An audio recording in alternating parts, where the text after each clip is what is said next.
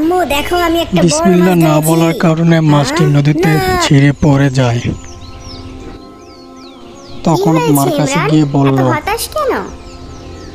আম্মু একটু আগে আমি একটা বড় মাছ ধরেছিলাম। নতুন নতুন কিন্তু ইসলামিক তা ভিডিও পালিয়ে পেতে গেল। অবশ্যই চ্যানেলটি সাবস্ক্রাইব করে দিবেন। তুমি কি ধন্যবাদ। বিসমিল্লাহ বলেছিলে? না আম্মু, আমি ভুলে গিয়েছিলাম। বাবা, আল্লাহর নাম নিয়ে কাজ শুরু করলে তিনি বরকত দেন। আজ তুমি বিসমিল্লাহ বলনি, তাই মাছটি হাতছাড়া হয়ে গেছে। কিন্তু তুমি চিন্তা করো না, আল্লাহ আমাদের সব সময় সাহায্য করেন। আম্মু আমি নদীতে মাছ ধরতে যাচ্ছি। আজকে অনেক মাছ ধরবো ইনশাআল্লাহ।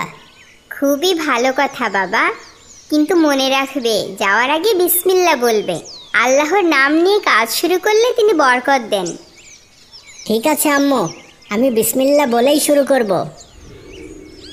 হে আল্লাহ, আমার ছেলেটার কাছে বরকত দিয়ে দেন। আশেপাশে অন্য কেউ নেই আজ। সব মাছ আমারই হবে। বিসমিল্লাহির রহমানির রহিম। হে আল্লাহ, আপনার নামে শুরু করছি।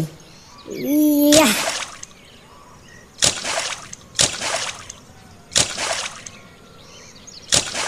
এই তো মনে হচ্ছে একটা বড় মাছ ধরা পড়েছে। বাহ, সুন্দর একটি মাছ ধরা পড়েছে দেখছি। আলহামদুলিল্লাহ, বিসমিল্লাহ বলার জন্যই নিশ্চয়ই এত তাড়াতাড়ি মাছ পেয়ে গেছি। আম্মু নিশ্চয়ই খুব খুশি হবেন।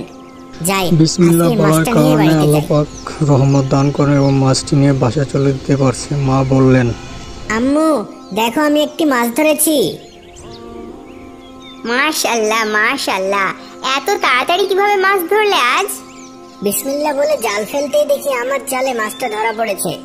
মাশাআল্লাহ, বিসমিল্লাহ বলেই তো বরকত পেয়েছো। আজ তাহলে আমরা এই মাছ দিয়েই রান্না করব।